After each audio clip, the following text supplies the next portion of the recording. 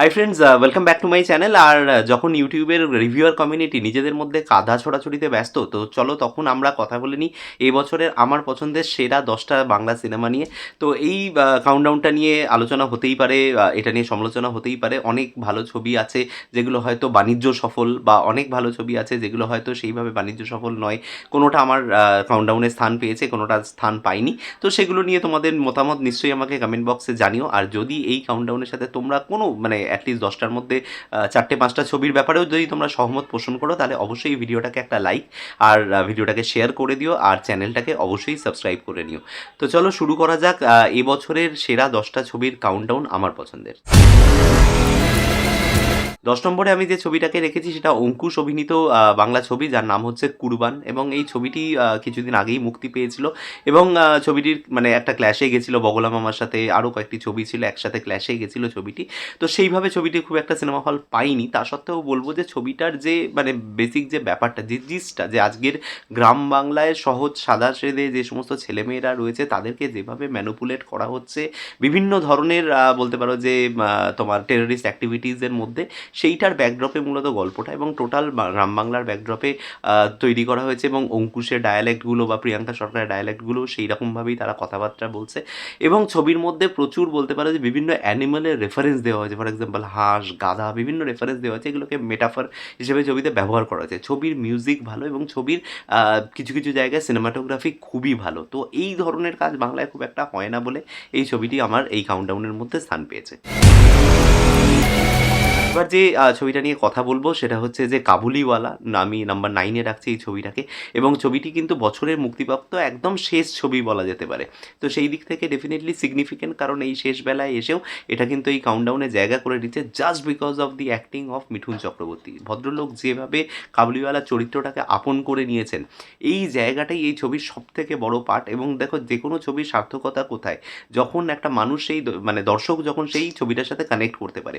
আমি যখন হল রিয়াকশান নিচ্ছিলাম এই ছবিটার ক্ষেত্রে, আমি দেখেছি যে অন্যান্য সমস্ত রিলিজ হওয়া বাংলা ছবির মধ্যে এই ছবিটাও কিন্তু অসম্ভব ভালো মানুষের অ্যাকসেপ্টেন্স পাচ্ছে। মানুষ কিন্তু হল থেকে বেরিয়ে কাঁদছে, মিঠুন চক্রবর্তীর প্রশংসা করছে, এবং তার সাথে কানেক্ট করতে পারছে। যদিও এটা একটা আইকনিক ক্যারেক্টার, এর আগে কিন্তু বহু বিখ্যাত বলতে পারো যে মানুষজনেরা এই ক্যারেক্টারটাকে প্লে করেছে, কিন্তু শুধুমাত্র মিঠুন চক্রবর্তী তার স্বতন্ত্র অভিনয়ের মাধ্যমে এই ছবিটাকে কিন্তু এই কাউন্টডাউনের একটা বিশেষ জায়গা করে নিয়েছে। পরে যে ছবিটা নিয়ে কথা বলবো, নাম্বার 8-এ যে ছবিটা আমি রেখেছি সেই ছবিটার নাম হচ্ছে কাবেরী অন্তর্ধান।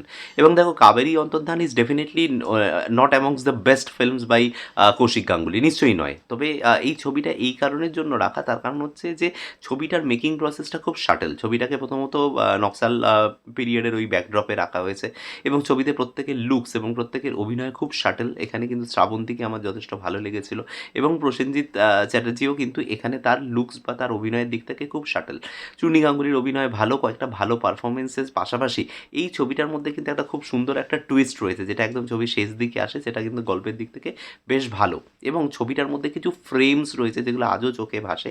এই ছবিটার কথা মনে পড়লেই একদম শেষ দিকে একটা বলতে পারো যে একটা ক্যানভাস পুড়ে যাচ্ছে, এবং চুনি গাঙ্গুলি সেটা একটা বেঞ্চের মধ্যে বসে রয়েছে, এবং পিছন দিকে একটা বাড়ি পুরো পুড়ে যাচ্ছে। ওই ব্যাকড্রপে যে ওই যে ক্যানভাস, বলতে পারো যে এই যে পুড়ে যাওয়ার যে সিনটা, ওই ফায়ার সিনটা এত সুন্দরভাবে শট করা না। এরকম কিছু কিছু আইকনিক সিন রয়েছে এই ছবিটার মধ্যে, যেটা ডেফিনেটলি এই ছবিটাকে এই তালিকায় স্থান করে দিতে পারে। এরপরে যে ছবিটা নিয়ে কথা বলবো সেই ছবিটার নাম হচ্ছে শিবপুর। এবং কেন শিবপুর, দেখো, প্রথমত বাংলাতে তোমার এই আমাদের এই ধরনের যে গল্পগুলো না, এই গ্যাংলর্ডের ছবি, গ্যাং ওয়ারের ছবি, এই ধরনের ছবি প্রথমত খুব কম হয়। যদি এই বছরে ছবি হয়েছে, সেরকম বলবো না, চেঙ্গিজের মতো ছবি হয়েছে এই বছরের বিগ বাজেটের ছবি, কিন্তু এই ছবিটার স্বকীয়তা এই কারণের জন্য দাবি রাখে, এটা এই কারণের জন্য কাউন্টডাউনে, কারণ এই ছবিটার মধ্যে যে ধরনের ভায়োলেন্স দেখানো হয়েছে, যে ধরনের নেকেড এবং ভায়োলেন্স দেখানো হয়েছে, সেটা বাংলা ছবির কিন্তু ইতিহাসে খুব বিরল। খুব কম এরম বাংলা ছবি রয়েছে।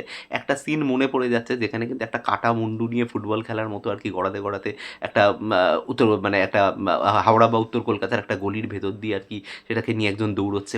এই রকম কিছু জিনিস রয়েছে না, যেগুলো ঝাঁকিয়ে দিয়েছিল দর্শক হিসেবে। দেখতে বসে মনে হয়েছিল যে ভাই এটা কী দেখছি।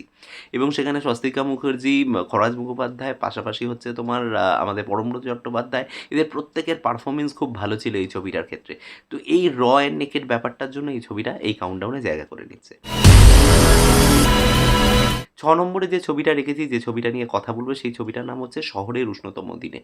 ছবিটা আমি প্রথম দেখি হচ্ছে তোমার ফিল্ম ফেস্টিভ্যালে। পরবর্তীকালে ছবিটা থিয়েটার রিলিজ হয় গত বছর এবং এই ছবিটা কিন্তু আমার যেটা বিক্রম এবং সোলাঙ্কি অ্যাজ এ পেয়ার এখানে কাজ করেছে তোমরা জানো এবং ছবিটার মধ্যে বিক্রম সোলাঙ্কির পারফরমেন্স খুবই ভালো। কিন্তু ছবিটা যে বিষয়টা নিয়ে কথা বলে, মোস্ট ইম্পর্টেন্ট পার্ট হচ্ছে সেইটা। কারণ ছবিটার মধ্যে কিন্তু কয়েকটা জিনিস রয়েছে, এটা হচ্ছে আজকের জেনারেশন যারা না বাইরে গিয়ে সেটেল করব, বাইরে সব কিছু ভালো, আমাদের কলকাতায় বা আমাদের দেশের মধ্যে অপশনস খুব কম, এই ব্যাপারটায় বিলিভ করে এবং নিজেরা নিজেদেরকে সেই জায়গায় নিয়ে যায় না যে তারা এখানে থেকেও ভালো কিছু করতে পারে। এই বিষয়টা কিন্তু এই ছবিটার মধ্যে ভীষণভাবে তুলে ধরা হয়েছে এবং ছবিটাতে একটা খুব আনক্যানি, একটা খুব আনপ্লেজেন্ট একটা এন্ডিং আছে, যেটাও কিন্তু একদম বলতে পারো যে ট্র্যাডিশনাল এন্ডিং যে ধরনের আমরা বাংলা ছবিতে দেখে থাকি আর কি, all all is well when it ends well, সেই ব্যাপারটা নেই। সেই ফরম্যাটের বাইরে গিয়ে ডিরেক্টর অরিত্র এখানে কিন্তু বলতে পারো যে এক্সপেরিমেন্ট করেছে এবং সেই জিনিসটা কিন্তু খুব সুন্দরভাবে ওয়ার্ক করে। ৫ নম্বরে আমি যে ছবিটাকে রেখেছি সেটা হচ্ছে জিতের 'মানুষ'। জিতের আরও একটি ছবি মানে বলতে পারো যে বছরে মুক্তি পেয়েছিল 'চেঙ্গিস'। কিন্তু 'মানুষ' রাখার কারণ হচ্ছে যে এই ছবিটার মধ্যে আমি কিন্তু একটা জিনিস যেটা বলি যে সেটা হচ্ছে যে গল্প, যেকোনো ধরনের এই ধরনের রিভেঞ্জ ড্রামা বা ধরে নাও যেকোনো ধরনের ধরো এই ধরো গ্যাংলর্ড স্টোরি বা সমস্ত জায়গাতে একটা ব্যাকড্রপ, একটা ক্যারেক্টার বিল্ড আপ এবং তার পেছনে একটা ইমোশনাল গল্প, এই জিনিসটা থাকাটা খুব জরুরি। এই ছবিটার মধ্যেও কিন্তু বাবা আর মেয়ের একটা খুব সুন্দর সম্পর্কের গল্প রয়েছে। একজন মানুষ যে একজন বলতে পারো যে ক্রিমিনাল ছিল তার বদলে যাওয়ার গল্প রয়েছে এবং এর মধ্যে কিন্তু অনেকগুলো ভালো ভালো দিক রয়েছে, যে ছবিটা কিন্তু যেটা কিন্তু জিতের অন্যান্য ছবিগুলোতে শেষ কয়েকটা ছবির মধ্যে আমি পাচ্ছিলাম না। সেইটার তুলনায় কিন্তু মানুষের এই স্টোরি লাইনের জায়গাটা খুব স্ট্রং এবং এখানে জিতের পারফরমেন্স ভালো। অনেকদিন বাদে জিতকে কিন্তু আবার ওই মানে বলতে পারো যে সুপার হিরো, মানে বলতে পারো যে মানে স্টার, সুপার স্টার ওই তকমা থেকে নেমে এসে একজন অভিনেতার মতো করে সে অভিনয় করেছে, অভিনয়ের দিকে সে ফোকাস করেছিল, যেটা খুব ভালো লেগেছে। ছবির গানগুলো খুব ভালো ওয়ার্ক করে এবং ছবির মধ্যে অ্যাকশন বলো বা জিতু কামালের পারফরমেন্স কোনো কোনো জায়গায় মানে এইখানেই ছবিটার সার্থকতা, যে ছবিটা কিন্তু কোথাও কোথাও আমাদের জিতের থেকেও কিন্তু জিতু কমলকে অনেক বেশি বলতে পারো যে প্রেজেন্স দিয়েছে, অনেক বেশি স্ক্রিন প্রেজেন্স দিয়েছে, তার স্ক্রিনের অ্যাপিয়ারেন্স অনেক বেটার এবং জিতু কমলের পারফরমেন্সের জন্যও কিন্তু এই ছবিটাকে মানুষ মনে রেখে দেবে। ডেফিনেটলি ছবিটা দেখতে পারবে। নাম্বার 4-এ আমি যে ছবিটাকে রেখেছি সেই ছবিটার নাম হচ্ছে 'শেষ পাথা'। অতনু ঘোষ পরিচালিত এই ছবিতে মুখ্য চরিত্রে অভিনয় করেছেন হচ্ছে প্রসেনজিৎ এবং সাথে হচ্ছে গার্গীদি। তো এই ছবিটাকে এখানে রাখার পেছনে অনেকগুলো কারণ রয়েছে। কারণ ছবিটার মধ্যে না প্রচুর বলতে পারো যে মানে সিনেম্যাটিক ব্রিলিয়ান্স প্রচুর রয়েছে। যেমন ফর এক্সাম্পল আমি বলতে পারি এখানে যে বিক্রম যে ক্যারেক্টারটা প্লে করছে একজন সেলসম্যানের ক্যারেক্টার প্লে করছে এবং প্রসেনজিৎ সে একজন রাইটারের ক্যারেক্টার প্লে করছে। তো একজন এরকম মানে একজন রাইটার সে আজকে লেখা বন্ধ করে দিয়েছে, তাকে আবার নতুন করে বলতে পারো যে ইনসিস্ট করা হচ্ছে কিছু লেখার জন্য। কিন্তু সে তার নিজের ওয়ার্ল্ডটা, নিজের যে বানানো যে জগৎটা, সেই জগৎটার বাইরে সে বেরোতে পারে না। সেখানে অনুপ্রবেশ ঘটে গার্গীদির এবং গার্গীদির আসা মানে তার মনে একটা আর্দ্রতার সৃষ্টি হয়। সেটাকে রিপ্রেজেন্ট করছে বৃষ্টি দিয়ে। যখনই দেখবে যে এই ছবিটাতে গার্গীদি এবং প্রসেনজিতের যে মানে রোলসগুলো রয়েছে, মানে তাদের যে সিনগুলো রয়েছে, সেখানে সব জায়গায় দেখবে যে একটা বৃষ্টির আবহ রয়েছে। আবার যখন বিক্রম স্ট্রাগল করছে, সে মানে অ্যাজ এ সেলসম্যান রাস্তায় ঘুরে বেড়াচ্ছে, তার টার্গেট কমপ্লিট করতে পারছে না। এবং সে বোধহয় প্রেসে কাজ করে একটা কিছু, বাট তার একটা এরকম কিছু টার্গেট রয়েছে যে তাকে এটা মিট করতে হবে, কোনো একটা লোন পেড আপ করতে হবে, আমার এক্স্যাক্টলি মনে পড়ছে না। তো সেই কারণে যে সে কিন্তু বিভিন্ন জায়গায় ঘুরে বেড়ায়। তো সেই যে জায়গাটায় সেখানে কিন্তু প্রচণ্ড একটা বলতে পারো কাঠফাটা রোদ্দুর, সে কিন্তু স্ট্রাগল করছে, রাস্তায় মুখে জলের ঝাপটা মারছে। আরও একটি মেয়ে রয়েছে, সে যখন লাইফে স্ট্রাগল করছে তার জায়গাগুলোও কিন্তু খুব ডার্ক।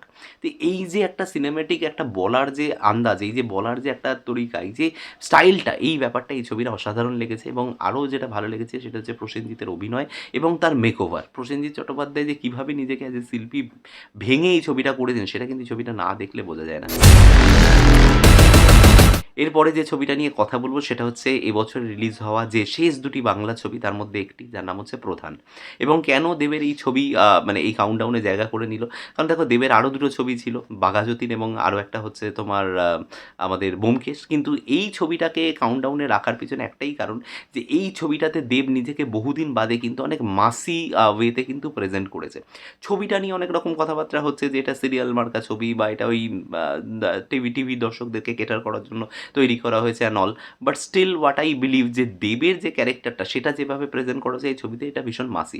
এবং আরও একটা জিনিস যেটা আমি বলবো যে এই ছবির ক্ষেত্রে দেব যেটা করেছে সেটা হচ্ছে যে সিস্টেমের পক্ষে বিপক্ষে সবভাবে কথা বলেছে, যেটা অ্যাজ এ ফিল্ম মেকার, যেটা একটা প্রডিউসার, এই ছবিটার মধ্যে দিয়ে কিন্তু দেবের একদম মানে পুঙ্খানুপুঙ্খ ফুটে উঠেছে। এবং ছবিটা কোনো জায়গায়, এই ছবিটা অকপট, মানে ছবিটা কোনো জায়গায় কিছু বলতে বাধা রাখেনি, যেটা ঠিক সেটাকে ঠিক বলেছে, সাদাকে সাদা বলেছে, কালোকে কালো বলেছে। এবং এই জিনিসটাই কিন্তু এই ছবিটার মধ্যে সাংঘাতিক ভালো।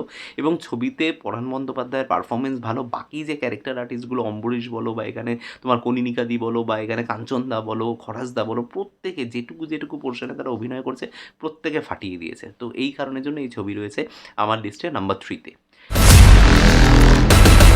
নাম্বার 2-তে যে ছবিটাকে আমি রেখেছি সেই ছবিটা কৌশিক গাঙ্গুলির no doubtably one of the finest making ছবি, যার নাম হচ্ছে অর্ধাঙ্গিনী। এবং এই ছবিটা কিন্তু দেখো অদ্ভুতভাবে সেরকম মেজর কোনো স্টার কাস্ট নেই এখানে, জয়া আহসান, চূর্ণী গাঙ্গুলি এবং কৌশিক সেনকে দেখতে পাওয়া যাচ্ছে। লিড ক্যারেক্টারে অম্বরীশ রয়েছে, লিলি চক্রবর্তী ছিলেন।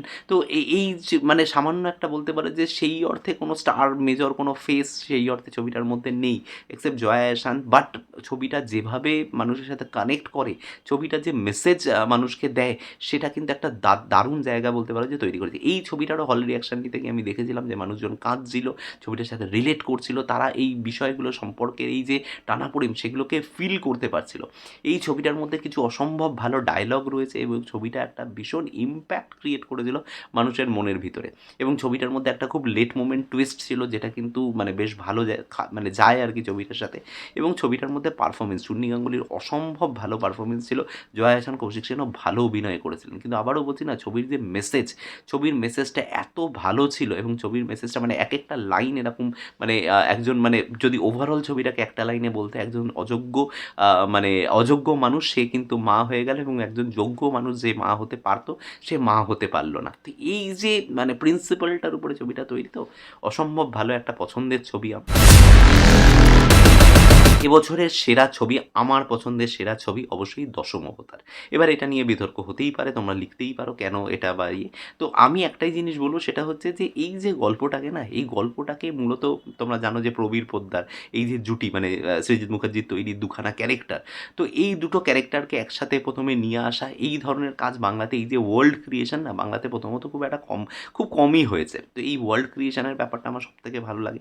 সেকেন্ড হচ্ছে যে মাইথোলজিকে যেভাবে ব্যবহার করা হয়েছে এই ছবিটার মধ্যে, সেই মাইথোলজিক্যাল ইউজেসটা প্রত্যেকটা, এই যে 9টা অবতার, এবং এখান থেকেই আমরা জানতে পারি যে 32 মানে এই যে বলে না আমাদের হিন্দুর 32 কোটি দেবদেবতা, তো 32 কোটি মানে যে 32 কোটি নয়, এই সমস্ত যে ইনফরমেশন, এই সমস্ত যে রিসার্চ ওয়ার্কটা না এই ছবিটার পিছনে সাংঘাতিকভাবে ছিল, যে কারণে এই ছবিটাকে এত স্পেশাল বানায়।